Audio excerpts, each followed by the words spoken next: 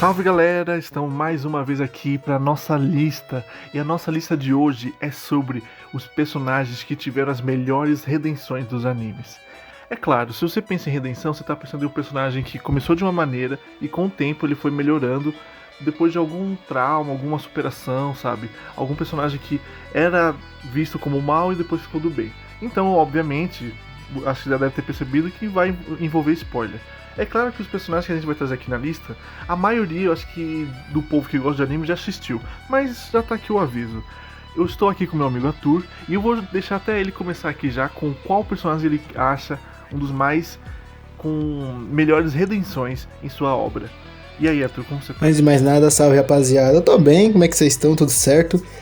Cara, essa lista ela partiu de uma conversa que a gente tava tendo esses dias, que eu acabei citando ele mesmo, o nosso orgulhoso príncipe dos Saiyajins, o Vegeta, que simplesmente é um dos melhores, se não o melhor personagem de Dragon Ball, na minha opinião. A começar por desde a origem dele até o desenrolar da trama, onde ele é apresentado como um vilão, que ele é da mesma raça que o Goku, inclusive a partir dele que o Goku descobre que ele é um Saiyajin. Acho que na verdade é a partir do irmão dele, e aí em seguida vem o Vegeta. Mas ele conhece o Goku, ele chama o Goku pelo nome original dele, né, que é Kakaroto. Ele pressiona o Goku, tipo, a lutar de uma maneira que ele até então não tinha nunca na vida lutado alguém do mesmo nível que ele, né, vamos dizer assim. E é um personagem com muitas nuances, cara. Ele começa como um vilão, depois você entende que ele trabalha pro Freeza, mas tipo, ele odeia o Freeza, porque o Freeza escravizou a raça dele, ele era o príncipe dos Saiyajins.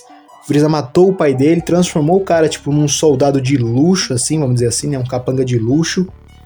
E ele odeia o cara, e aí, tipo, beleza, ele morre, depois ele, na Saga do Céu, ele não necessariamente se torna um mocinho, mas ele entende que se ele ficar ali com aquelas pessoas, se ele ficar na Terra, ele vai ter a oportunidade de crescer e ficar mais forte.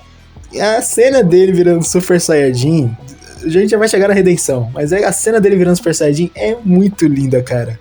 No momento que o Kuririn fica, peraí, mas o Saiyajin para virar Super Saiyajin não tinha que ter um coração puro? Ele fica, não, mas eu tenho um coração puro, Kuririn. Meu coração é pura maldade. Você fica, que isso, meu amigo?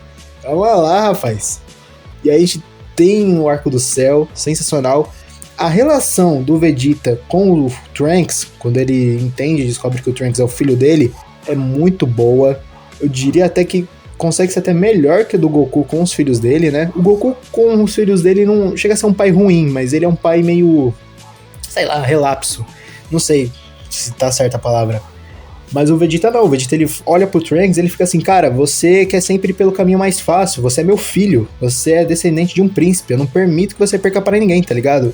E aí o Trunks fica assim, não, meu pai tá certo, eu não posso depender de ninguém, eu vou lutar com esse otário aqui e vai ser, vamos ver como vai ser o desenrolar da luta.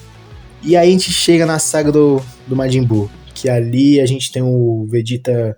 O Vegeta sempre correu atrás, assim, do Goku pra tentar, tipo, chegar no mesmo patamar de poder que ele, só que ele quase nunca conseguiu, ele sempre realmente teve alguns passos atrás. E aí na saga do Buu ele vê ali no Babidi a oportunidade de conquistar esse poder e ficar páreo com o Goku, e a gente tem o Vegeta retornando às raízes dele, né, de Majin Vegeta. Só que o Goku mesmo depois ele dá um choque de realidade nele. Ele fica tipo, ah, cara, beleza, você ficou mais forte, mas você não treinou pra isso. Você foi pelo caminho mais fácil. E aí, tipo, isso dá um choque nele de realidade. E isso fere o orgulho dele. E aí a gente tem a maravilhosa cena em que o Vegeta se despede do Trunks. Ele abraça o filho dele, né? Ele pensa, tipo assim, mano, eu nunca abracei o meu filho desde que ele nasceu, tá ligado? E ele abraça o Trunks. Claro que ele desacorda o moleque, né, depois. Mas aí ele faz isso, se despede do filho, se despede da esposa, que ele sempre gostou, apesar dele nunca necessariamente falar muito sobre. E ele simplesmente se explode num golpe suicida pra destruir ele e o vilão do arco naquele momento. E o que é mais impactante não é nem só a cena em si, mas também a frase do Piccolo, né? Que ele fica, o Vegeta sempre foi um cara muito orgulhoso, ele nunca pensou nos outros. Pela primeira vez, ele tá colocando a vida de outra pessoa acima da dele. E a partir disso, a partir de agora, ele conquistou meu respeito. E aí você fica, caralho, que foda. E aí tem ainda a narração, tipo, podia se ver à distância um príncipe que foi orgulhoso até o final, tá ligado? Cena linda, pô. Uma pena que não adiantou de muita coisa, que o Majin Buu regenerou depois. Mas o que é importante foi a intenção. A intenção foi boa, a cena foi maravilhosa. E a partir dali, certeza que muita gente transformou o Vegeta como seu personagem preferido da obra. O Vegeta, eu acho que é um dos personagens que mais conquistou o coração da galera e talvez um dos poucos personagens de Dragon Ball que seja tão grande quanto o Goku e que o pessoal lembra, tipo, facilmente quando fala de anime, vai vir o Vegeta. E a redenção dele é incrível. Realmente, todo o arco narrativo dele é incrível. Eu gosto muito do Gohan, que sou um dos poucos que defende o Gohan até hoje. Mas depois do Gohan, o meu favorito é o Vegeta e é um personagem que eu adoro. E um personagem agora que eu vou trazer é um personagem que no começo eu não gostava dele. Eu odiei muito ele. Mas ele tem uma história muito boa. É um dos grandes antagonistas de Fullmetal. E tem um ponto interessante. Talvez alguns vejam ele como vilão. Outros pararam de ver ele como vilão depois da sua redenção. É um personagem com muitas camadas. Personagem que durante a obra é outro que tem uma grande evolução de amadurecimento também. Que é o Scar. O Scar, que vem de um povo que foi reprimido durante a história de Fullmetal, e o povo dele que fazia parte lá do... Caramba, agora esqueci o nome do império da galera do Fullmetal. Mas o povo foi reprimido, e depois daquilo, o Scar decidiu fazer vingança. Depois de quase toda a população ter falecido, ele falou, vou me vingar desses caras. E ele vou me vingar dos alquimistas. E aí ele começou a ir atrás de vários alquimistas. E aí tem vários embates que ele tem com o Edward e o Alphonse, e são momentos muito incríveis. Fullmetal tem lutas fodásticas, cara. É um dos animes que eu acho que tem mais luta legal. E o Scar vai tentando matar um por um. E depois, com o tempo, ele vai conhecendo melhor a história. A gente vai acompanhando ele, vai entendendo de como ele teve seus poderes, como aconteceu toda aquela guerra, como foi a origem dessa guerra. E a gente vai vendo aos poucos o Scar ajudando a equipe do Edward e companhia a derrubar o governo, a derrubar o pai e conseguir trazer democracia pro povo. Então, assim, foi um arco muito interessante do Scar. É um personagem que no começo é difícil você odiar ele. Não, ao contrário, é difícil você gostar dele. Mas o Scar é um dos personagens mais interessantes do Fullmetal. Eu acho que até um pouco subestimado hoje, porque eu não vejo muita gente falando desse personagem. E foi um personagem que tem um design da hora, entendeu? Eu acho que o design dele é muito legal, os poderes dele são muito interessantes. E é um personagem que eu acho que poderia ter sido mais lembrado pelas pessoas. Eu acho que o arco de redenção dele é muito interessante. Tem gente que não perdoa ele até hoje, porque ele ainda matou algumas pessoas. Mas quando você entende o lado dele, também entende o quanto de morrer assim... É aquela questão, se você continuar nutrindo ódio e a gente continuar pensando em vingança, vingança, vingança, nunca vamos ter paz, alguém tem que saber ceder. E eu acho que o Scar é um dos personagens mais interessantes de Fullmetal e eu acho que tem que estar muito nessa lista. Agora, meu caro Arthur, você quer trazer o próximo? Cara, eu já vou puxando aqui pro próximo, eu sou suspeito pra falar que eu sempre vou tentar puxar alguém de Cavaleiro do Zodíaco. Mas pra quem é fã, pelo menos conhece um pouco da obra, sabe que não pode ser outro senão ele mesmo, o nosso querido Ikki de Fênix. Que, cara, ele é apresentado na obra como... Primeiro que ele é apresentado como sendo um cara muito apelão, porque ele é o Cavaleiro de Bronze de Fênix.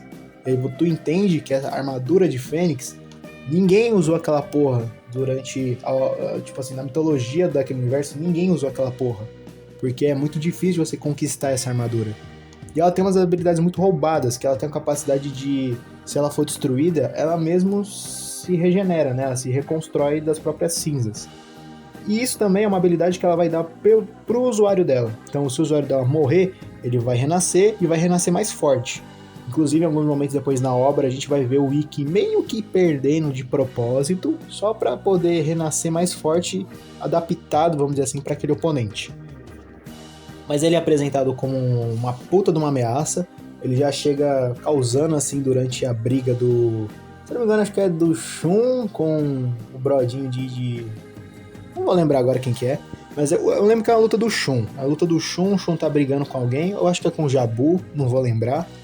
Eu tomo um cacete do Shun, porque a corrente de Andrômeda é também outra arma apelona pra caralho.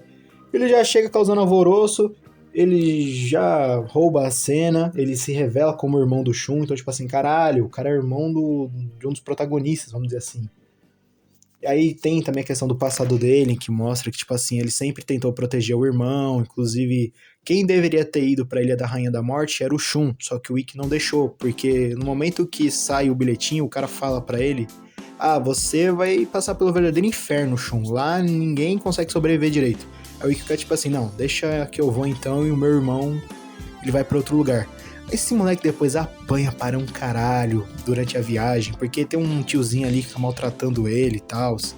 Aí ele vai pra ilha, sofre o caralho na ilha, conquista a armadura de Fênix. Só que, tipo assim, ele fica tipo, beleza, eu ganhei a armadura, mas e aí? Tipo, ele já perdeu muita coisa. E aí ele decide se vingar. E aí ele vira líder da Ilha da Rainha da Morte. Ele começa a comandar os cavaleiros que existem ali, né? Que são os cavaleiros negros, que não são espectros. Os espectros da saga de Hades são outra galera. E aí ele vai lá, rouba a armadura de ouro. E isso aí começou o primeiro arco da obra. Ele toma depois um cacete pro Seiya, né, e tal. Mas aí tudo bem. Aí ele se arrepende. E aí a gente tem a tal da redenção dele. Que vai ser tipo assim, ele vai voltar pra obra, ele vai ajudar os caras. Só que ele é aquele personagem que tipo, ele é apelão demais. Então os caras dão uma motivação, tipo assim, ele é o lobo solitário. Ele não é tão bonzinho quanto os outros cavaleiros, ele vai ficar batendo cabeça com os outros cavaleiros, então ele vai agir sozinho. Mas quando precisarem dele, vai estar por perto. Protagoniza simplesmente algumas das melhores lutas da obra, eu diria. A luta dele contra o Shaka é incrível, porque tipo, ninguém espera que ele vai aparecer pra ajudar, e ele aparece. E aí você tem tipo o Cavaleiro de Bronze mais forte contra o Cavaleiro de Ouro mais forte. É uma luta sensacional, é uma luta absurda, mas depois ele vai de novo lutar contra o Saga, que é pra ser outro Cavaleiro de Ouro mega poderoso, só que ele vai estar protegendo o Seiya. Inclusive, ele meio que, se eu não me engano, na obra original, não lembro se ele morre durante essa luta. Eu sei que no remake 3D, depois que fizeram, ele meio que se sacrifica ali. Claro que ele vai voltar posteriormente. Mas é uma luta sensacional, é um personagem que tem uma narrativa incrível. E, mano, é isso aí, cara. O Ikki de Fênix. Não tem muito o que falar. É um personagem que fala por si só. O Ikki que, se a gente fosse fazer um quadro de melhores entradas, ele é o rei. Porque o Ikki é um cara que farma alto. É ele. E não só farma, que ele cumpre as expectativas que foi Respirando. criado. É um personagem muito incrível de Fullmetal, de Cavaleiros. Agora, o próximo que eu vou trazer aqui pra finalizar a nossa lista é a Nico Robin de One Piece. A Robin, que no começo a gente é apresentado pra ela como Miss Valentine. Maravilhosa. E ela é o braço direito do Crocodile, que é o Mr. Zero. E ela, obviamente, é uma antagonista na obra. Também. Só que é uma antagonista que a gente fica com uma certa dúvida, porque ela parece uma pessoa gentil. Tem um momento que ela até ajuda os principais, mas ela tá sempre ali do lado do Crocodile, e o Crocodile é o grande antagonista, o grande vilão daquela saga. E aí a gente fica com muita dúvida. No final do arco, a gente vê ela explicando por que ela se juntou a ele, entendendo quais são os objetivos dela, e a gente vê que ela não é uma pessoa tão ruim assim. Na verdade é uma pessoa boa que nunca teve uma oportunidade de estar com pessoas legais e sempre teve que fugir. Ela que desde os 8 anos de idade fugiu sempre da marinha, do governo mundial, porque ela é uma das poucas pessoas no mundo que sabe fazer algo específico. E por conta dessa questão toda, ela sempre ficou junto com bandidos, sabe? Ela sempre fugiu de grupo em grupo de bandidos, porque era o único jeito dela se proteger, porque o governo quer pegar ela. E é interessante quando ela entra no Chapéu de Palha, e ela entra assim, vou ficar mais um tempinho com eles, sabe? Eles são só mais um grupo de piratas que eu vou estar junto, depois eu pulo pra outro, sabe? Me cuidando até então. Mas com o tempo ela vai conquistando, e é muito legal, porque durante o começo dela na tripulação, ela chama cada um mais pelo cargo. Então, tipo, minha querida navegadora, falando pra Nami, como é que tá o tempo? O capitão, sabe? Ela chama o pessoal mais pela função. E com o tempo, ela vai, depois do que vai acontecer no arco de Water 7, a saga de Celestial CP9, nessa saga toda, a gente conhece o passado da Robin, a gente vê o Chapéu de Palha lutando por ela, e aí, naquele momento, ela se rende pra eles, se entrega totalmente a eles, e é muito bonito, essa união da tripulação foi um dos arcos mais bonitos e favoritos dos fãs. Acho que se for fazer uma eleição, talvez esse arco, no mínimo top 3 ele vai estar, sabe? E naquele momento a Robin se entrega totalmente ao bando e ela confia 100% a eles de olhos fechados. E antes disso ela já tinha se mostrado uma pessoa do bem. Mas depois desse arco ainda, pô, a gente começou a amar ainda mais essa personagem. É uma das personagens mais queridas, uma das personagens mais legais. E ela é uma das personagens mais boas que tem na tripulação. Apesar dela ter um humor negro, e eu acho muito legal que cada chapéu de palha tem um tipo de humor, e o dela é humor negro, então ela sempre pensa no pior que vai acontecer com eles. Mas é muito divertido essa questão. E é só um momento de humor mesmo, mas no geral ela é uma pessoa muito leve, muito feliz, e é um dos grandes corações da tripulação, e também é a grande pessoa que complementa o grupo de tipo, ó, o pessoal tá faltando informação, deixa eu explicar o que tá acontecendo agora, ó. As questões sociais, questões políticas, questões históricas, a Robin que tem essa informação e ela que completa o que tá precisando das lacunas que eles estão precisando saber nos arcos. Então a Robin é uma das personagens que eu mais adoro, a redenção dela durante a história é muito interessante e a Nico Robin é maravilhosa. Arthur, você quer trazer mais algum ou você quer, ou bora finalizar por hoje? Cara, vamos finalizar por hoje, porque tem muito personagem que dá pra trazer, mas é melhor a gente guardar para um próximo episódio. Já deixando as expectativas de quem que vão trazer. Beleza, gente? Então foi isso até agora. Muito obrigado por estar com a gente. Comente aqui outros personagens que tiveram grandes redenções nos animes. Comente o que você achou da nossa lista. E curta também, claro. Compartilhe com seus amigos. E não se esqueça de se inscrever, porque muita coisa boa ainda vai vir. A gente nos comentários também.